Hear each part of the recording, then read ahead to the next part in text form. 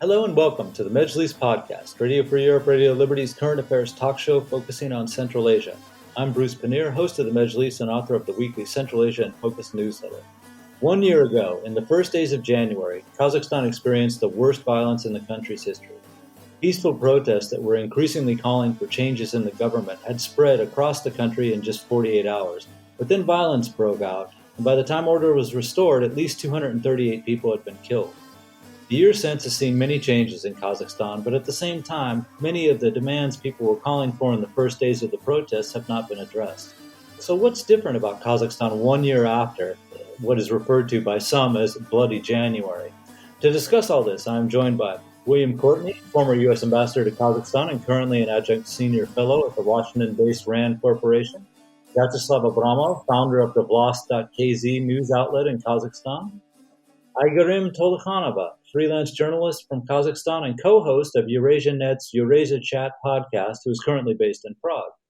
Thank you all for joining me. And before looking back at what's changed over the course of the year, I want to start with what's happening in Kazakhstan now, as the 1 year anniversary of the tragedy is marked. Slava, you're in Almaty. What's the mood there? You know, Bruce, it's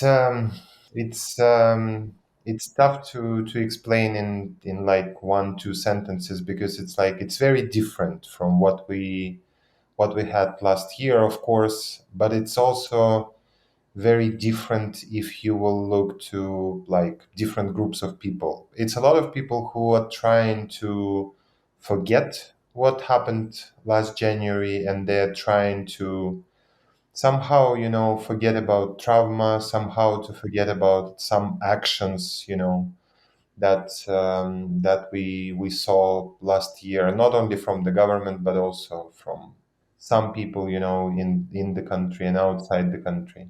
We also can see a lot of people who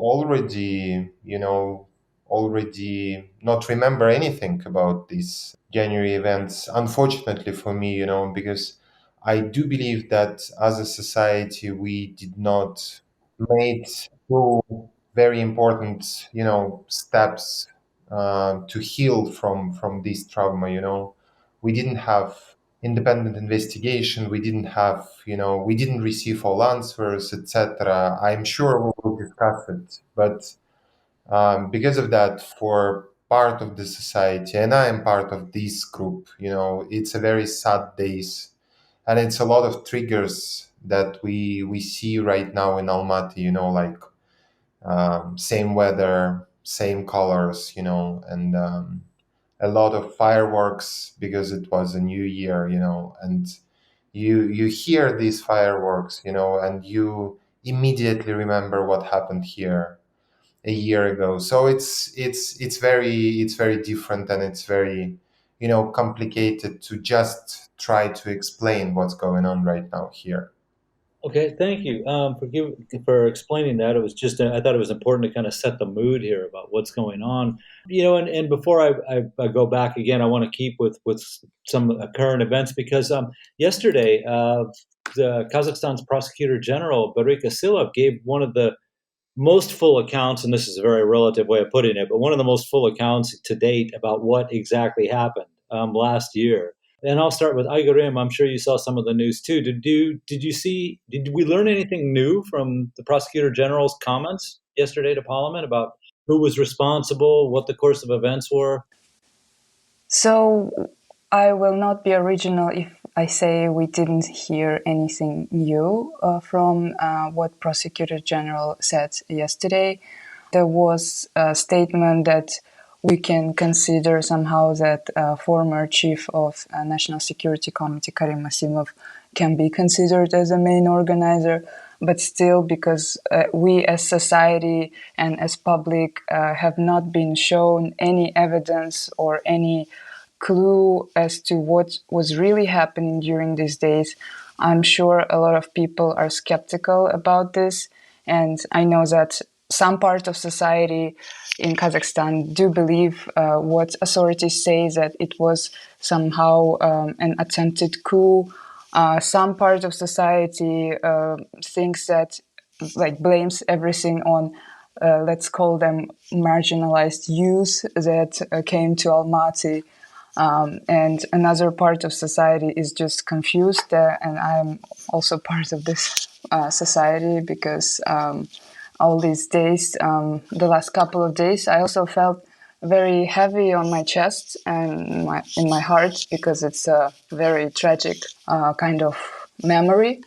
And we still, unfortunately, didn't even start healing from this traumatic event, and authorities are not really helping to open some of the wounds to process this. And I think, we're still a long way to go to understand what has happened and how we as society in Kazakhstan can process this and can reflect and redefine the future. Okay, great. Thank you. Ambassador Courtney, how would you assess the way the Kazakh authorities have doled out information about this and their narrative about the course of events? There's times where, frankly, I'm baffled. They've stuck with this element of there being a foreign influence there, possibly foreign terrorists, but at the same time, they've kind of moved over without calling it an attempted coup to showing there were figures in the government that were involved in this. I mean, what's your assessment of the way the Kazakh government has handled the information war about what happened last year? Bruce, thank you. The perception in the West is that Kazakhstan's authorities are still struggling. While they have not provided much information that really is credible, there are a number of areas where the government is struggling to make some progress, but in most areas, it's not doing that. So just from a Western perspective, when we look at how the government is trying to increase its legitimacy, and that legitimacy, frankly, is much in question. One thing that President Toqaev has done is trying to distance Kazakhstan a bit more from Russia, and that's a positive thing for the legitimacy of the government, perceived legitimacy. Another issue is cleaning up corruption.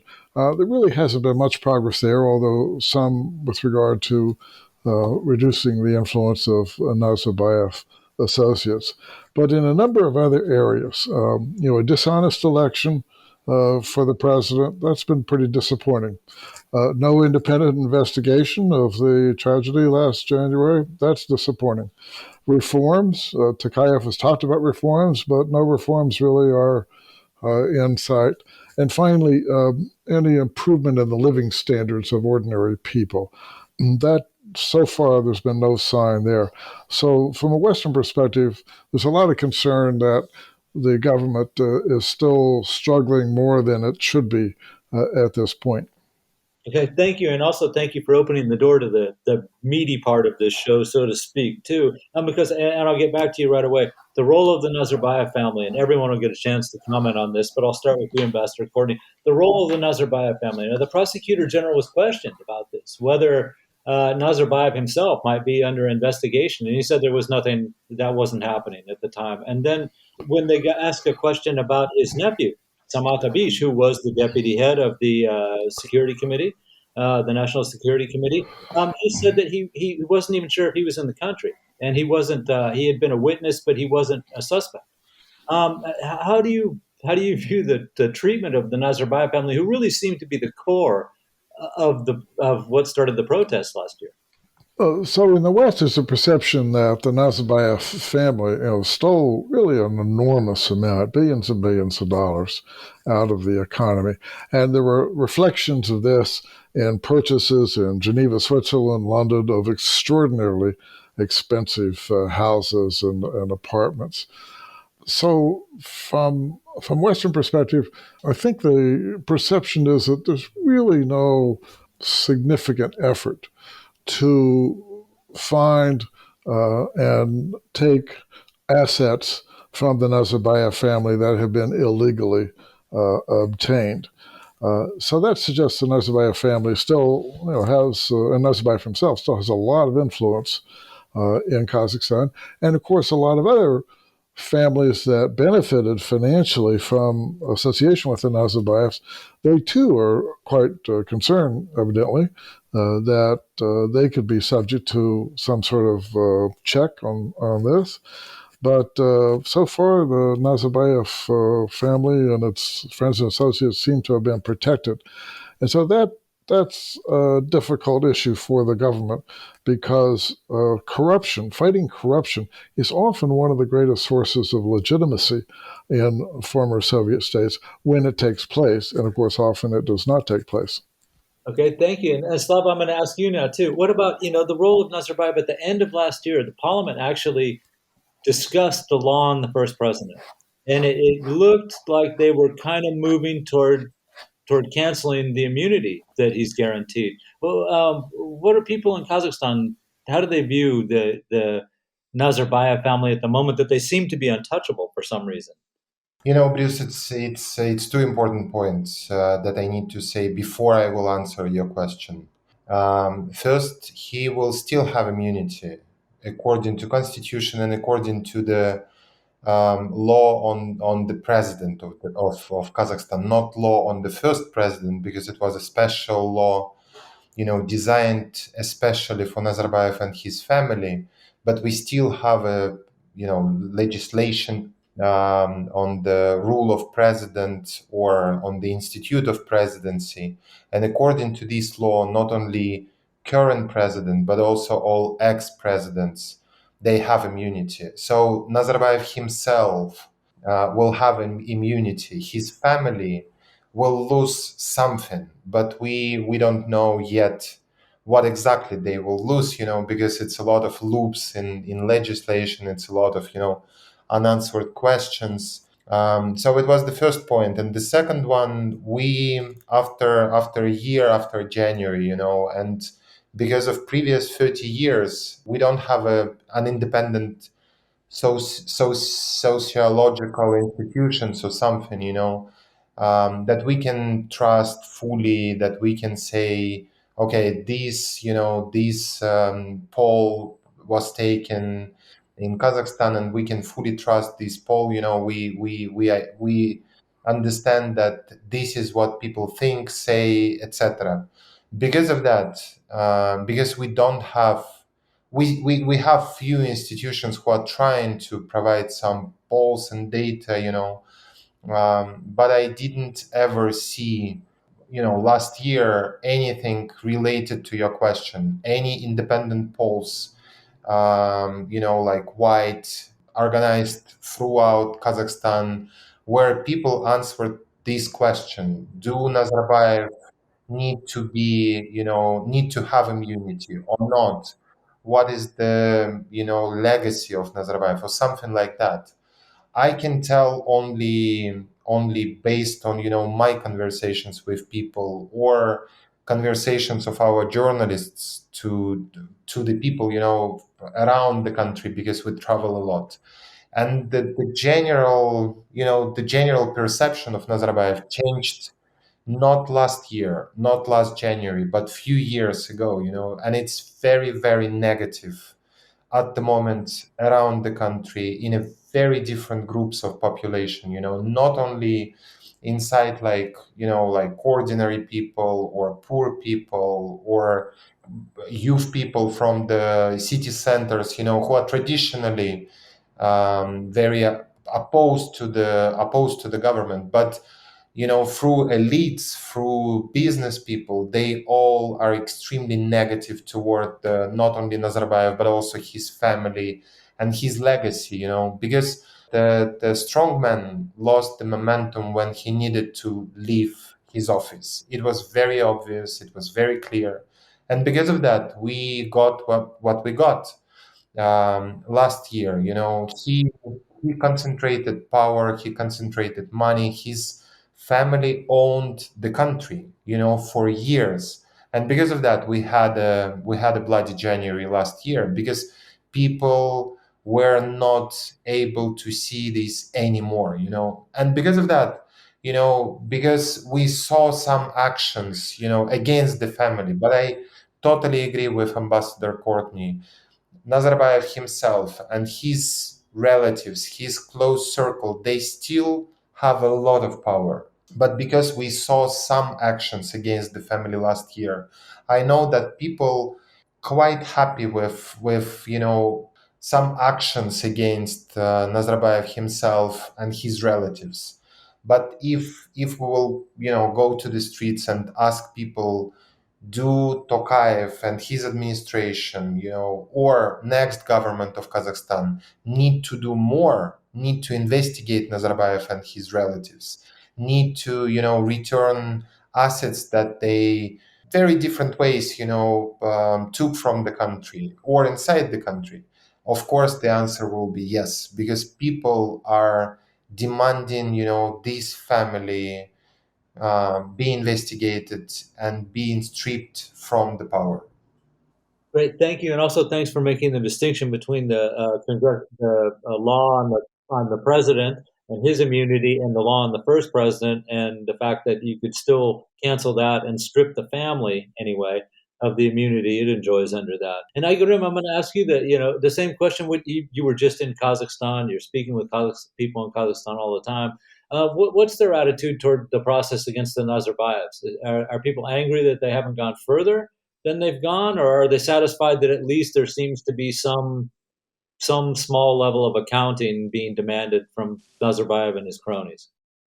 I had quite a short trip back home to Almaty, but the people I've talked to were not mainly political activists or some people who are keeping up to date with politics, just regular people, some friends, relatives. And it seems like the majority of them kind of just want to forget what happened in January. And it's kind of standard apolitical attitude again, even though in January we have seen this peak of what this apolitical attitude can lead to as a society. I think that most of the people just go with the flow. They think that they cannot decide much in the politics because, as we can see, Tokayev has solidified the power in the last year after January events, and we see continuous authoritarianism in Kazakhstan, and there is still a lot of restrictions on the freedom of assembly, freedom of expression, media freedom, political freedoms, and people just try to process these things silently among themselves, but the majority of them just go as nothing happened, and they continue to live as January events didn't actually happen. And when I was in Almaty, I was actually surprised to see how quickly Almaty has been restored. All the buildings have been built, and the ones that were damaged, and it looks prettier. The only thing that we have not touched yet are those buildings in administration in the Republic Square.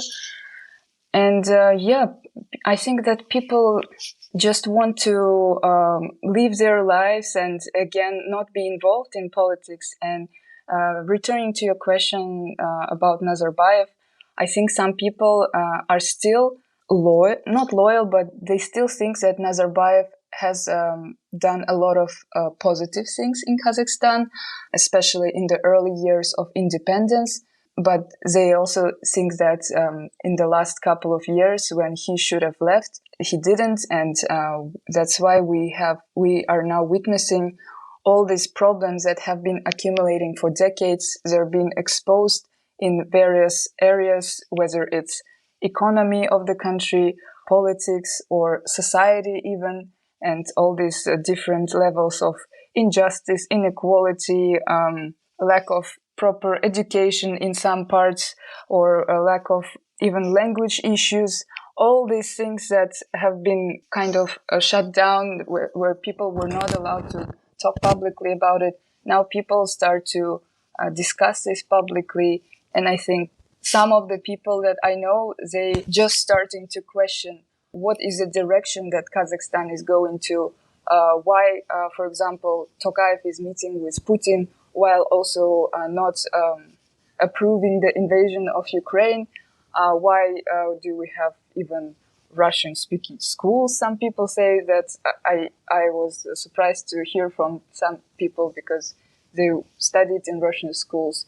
They speak Russian. They write in Russian. But they also question these kind of things that are related to the current invasion of Ukraine.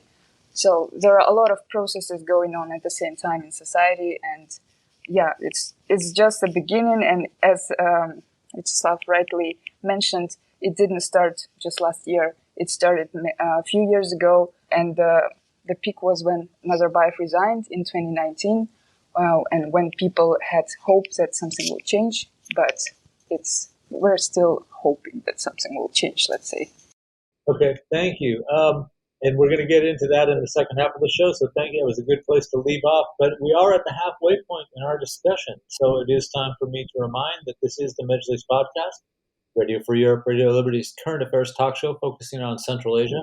I'm Bruce Pannier, host of the Mejlis podcast and author of the weekly Central Asia in Focus newsletter.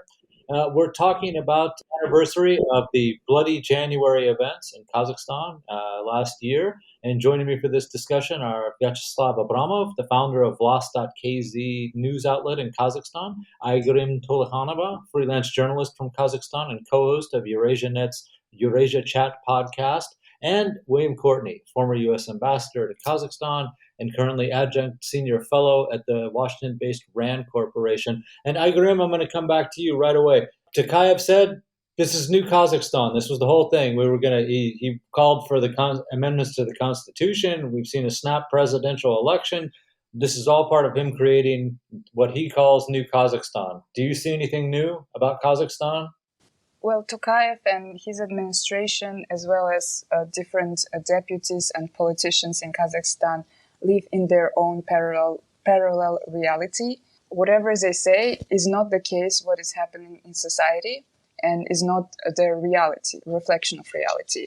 Toqaev has been saying a lot about new law on public assemblies, political reforms after Nazarbayev resigned, and then the snap presidential elections, and other political reforms, and new Kazakhstan, and new Nur-Otan party called Amanat.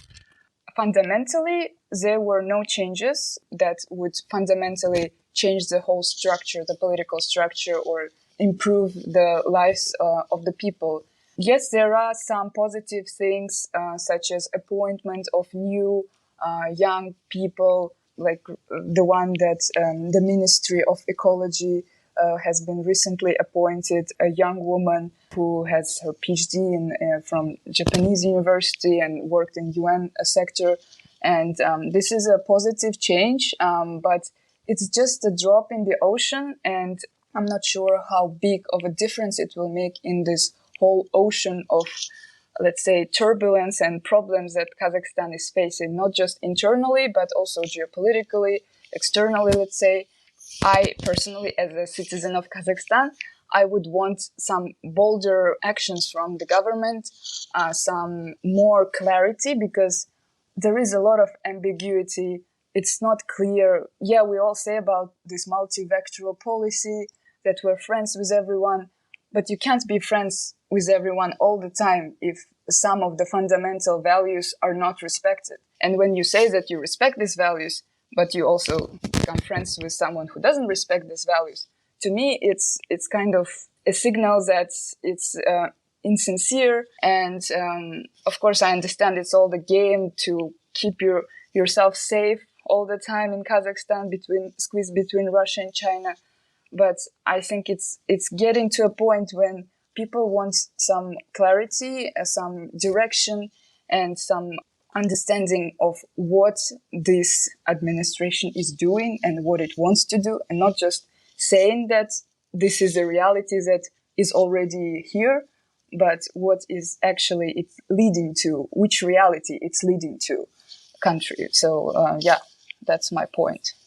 Okay, great, thank you. And we're going to move over to foreign policy in just a second. But before we do, Slava, I'm going to give you one chance to comment on tell me what you see that's new about new Kazakhstan.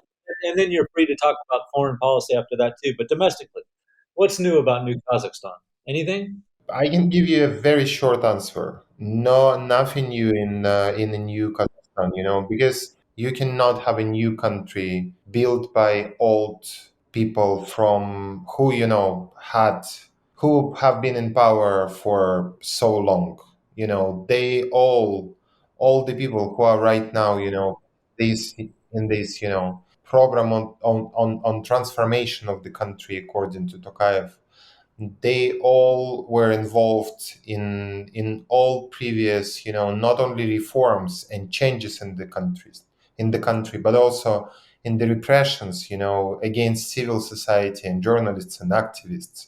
They were involved in many actions, that they need to, first of all, be investigated for, and then, if court will clear their path, will be able to do something good for the country, because what they did in previous 30 years was obviously not very good for the country. So I don't see a lot of, positive changes. I see some, of course, because we see that, not only Tokayev himself, but people around him, they're trying to, pretend and have this image of people who are reforming the country. But unfortunately, in reality, it's not a lot of changes. And in some fields, in some areas, it's no changes at all. Or we have even worse situation than we had before. Okay, thank you, Ambassador Courtney. Let's get to you.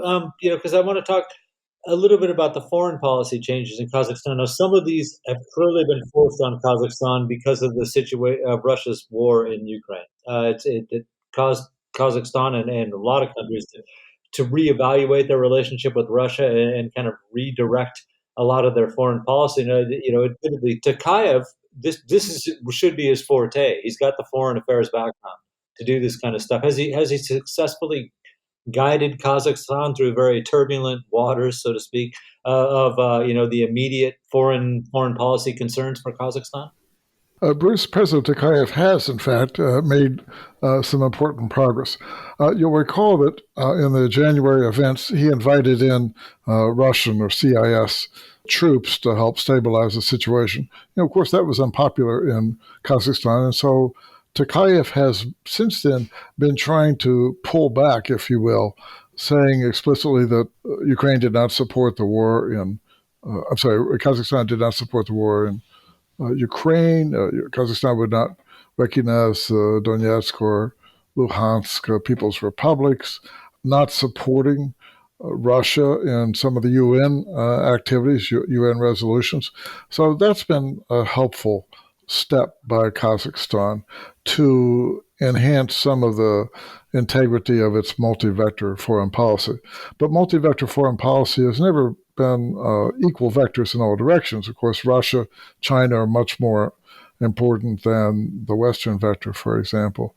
So I think there's some possibility for further progress. Now, one thing that should be important for Kazakhstan, as we've seen in the Ukraine war, the Ukrainians, with a lot of NATO training over the last decade, have learned how to fight in more decentralized and more agile ways. With a number of Russian hardliners, if you will, making ominous threats toward Kazakhstan, it might be helpful for some of our NATO allies to work more closely with Kazakhstan to help train its troops to fight more effectively.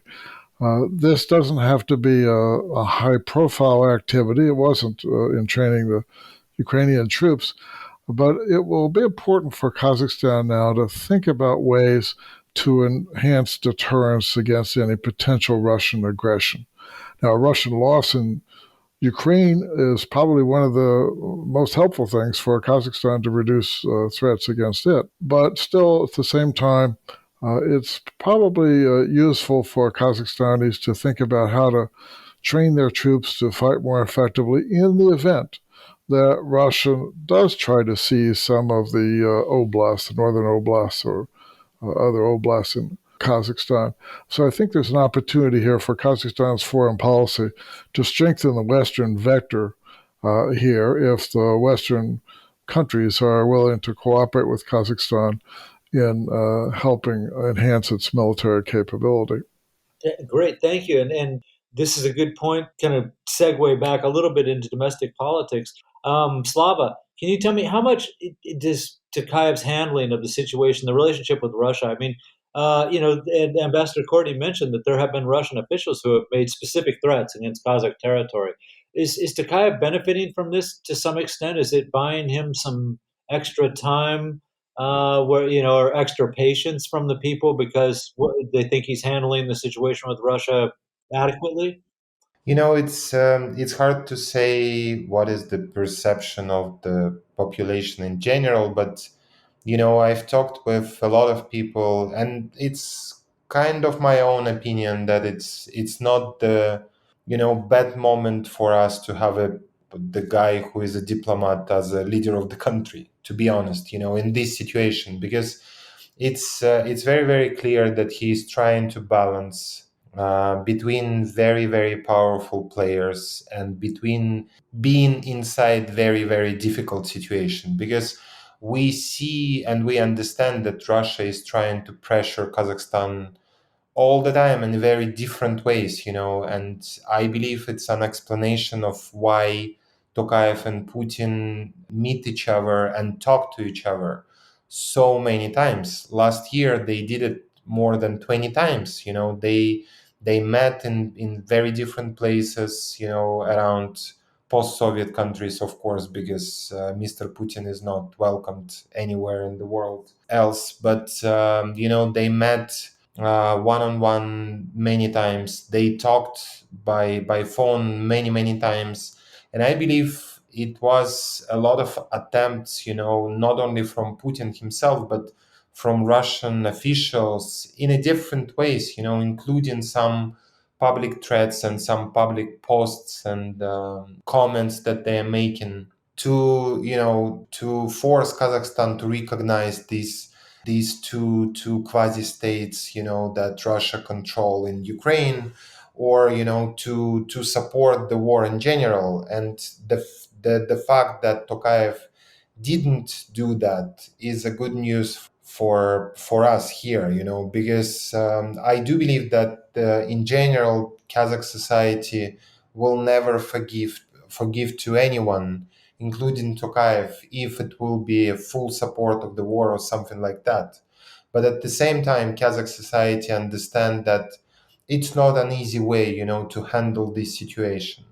And it's some strange steps, including, some votes in UN, as an example, when Kazakhstan did not support the resolution asking Russia to leave Ukrainian territory. And at the same time, it's some statements by Tokayev, including statements in the same room with Putin, when Tokayev denied to recognize these republics. It's a mix feelings here about what's going on with our relations with Russia. And at the same time, it's very, very clear for the society here. And I really hope, and I'm saying it, all the time since the end of February last year, I really hope that Kazakh government understand that we need to find the solutions to not being so dependent on Russia on every level, including economy. And because government is trying to find some solutions, and it's clear, we see it. I believe people in the government, including the highest level officials, they all understand that, and they are working on that, because no matter how fast Ukraine will win, our dependency on Russia in military, in economy, in trade, even in the corridors for our oil and gas, it makes no sense. We need to work on that, and we need to find a way to be less dependent on this neighbor. Of course, we will forever be neighbors, but we can be much more independent, and the last year showed it. And I really hope that it will be one of the results for Kazakhstan of this war, of this situation in general. Okay, thank you. Aigerim, with any candidate, with any leader, there's some things you like about him and some things you don't like about him. You've already said that his domestic reforms so far haven't gone anywhere. But the people you talk to, or you yourself, his foreign policy, how is that rating in Kazakhstan? I mean, do people that you know appreciate the fact that the stance that he's taken on Russia? Are they satisfied with that? I agree with previous speakers that, of course, everyone, it's clear, not just inside the country, but outside, that it's a very difficult and unpredictable situation Kazakhstan is in. And it is obvious that Toqaev, as a top diplomat, is in his, let's say, best shape to navigate this very difficult reality. But also, I came to some conclusion, it's just my own personal observation, that in terms of foreign policy and connection to domestic situation, I have talked to some people who are also openly pro-Russian, and they watch Russian TV, and they, like in Kazakhstan, there are a lot of people who were fleeing mobilization from like Russian people, right? And in Europe, for example, it's vice versa. There are a lot of Ukrainians. And in Kazakhstan, one person even said we have refugees from Russia, not from Ukraine. And I just noticed this kind of, I don't know if it's a trend or tendency, but a lot of people are, from the ones that I've talked to, they may not publicly say that they support war, but they support, for example, Putin, and they do believe that Ukraine is a Nazist country or something like that. And I know from some circle of some of my acquaintances that their parents, for example, even after the invasion, they decided to move to Russia.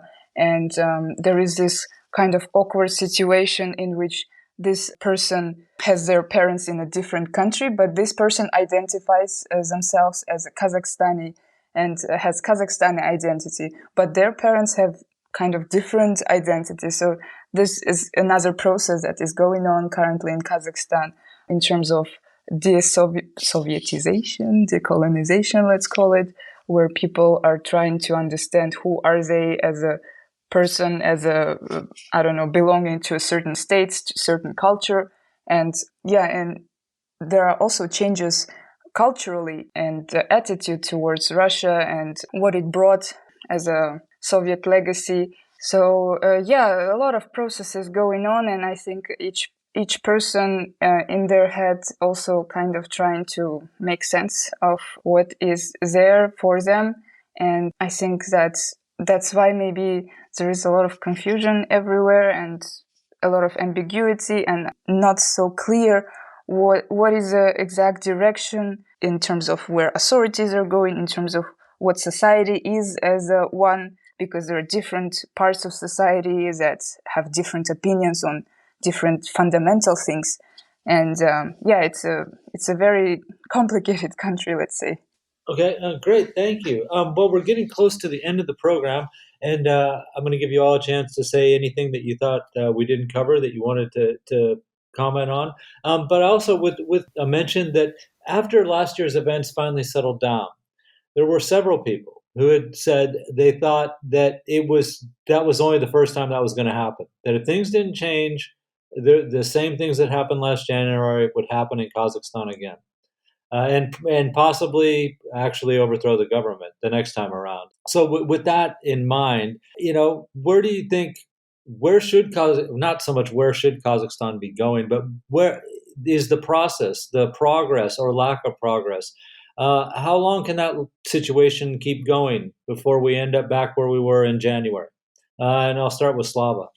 It's a very tough question, Bruce. To be honest, I have no answer. I have no idea how long it can take for some people in Europe, around the current president to understand that, because it's clear for you, it's clear for me, it's clear for our friends who are right now here, and I'm pretty sure it's clear for many other people. But unfortunately, I have a feeling that it's not fully clear for some people in the government, because we saw it during last years of Nazarbayev. He was not really in contact with reality. He made some strange statements. He made some really strange, comments about economy, about poor people, about different things. And unfortunately, what we see in Kazakhstan right now,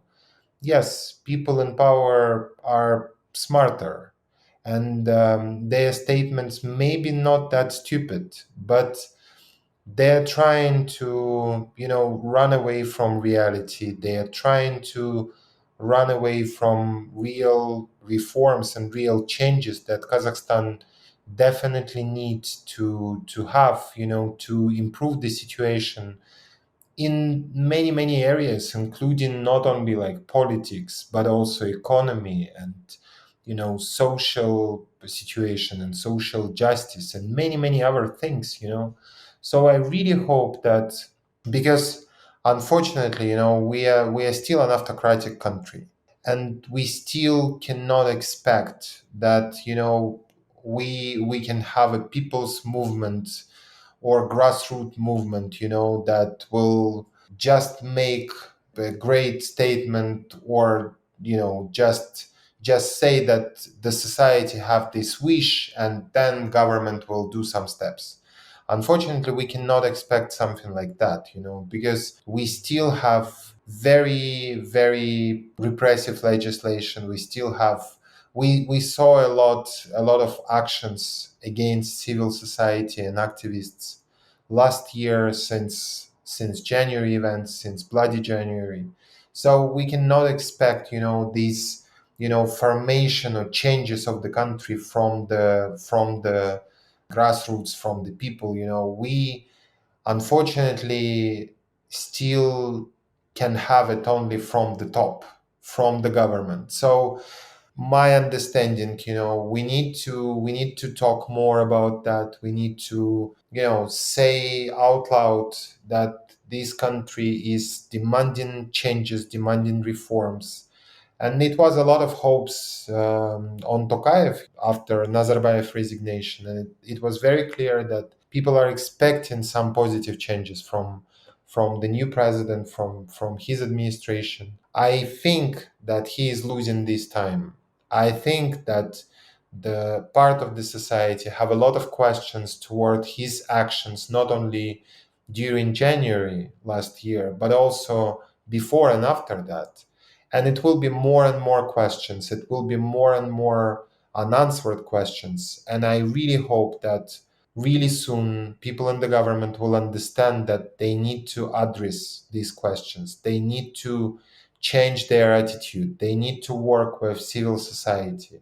They need to not play games, that they're reformists, that they're doing reforms, but they need to do a real job.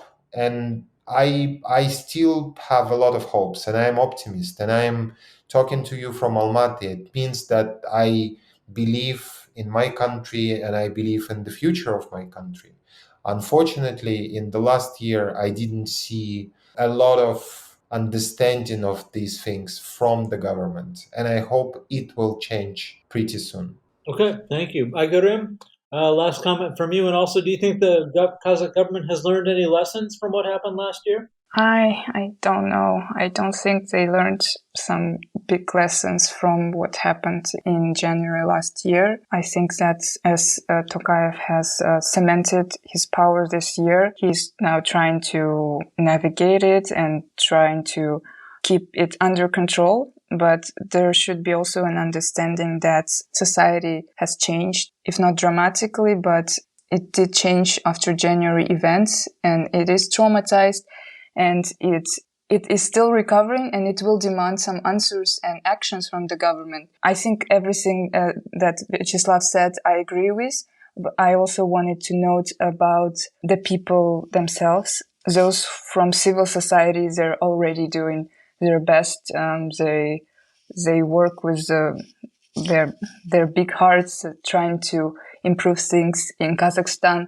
But I also want to notice the people that are working now in the government, this young pool of people that are educated with Bolashak or other scholarship programs.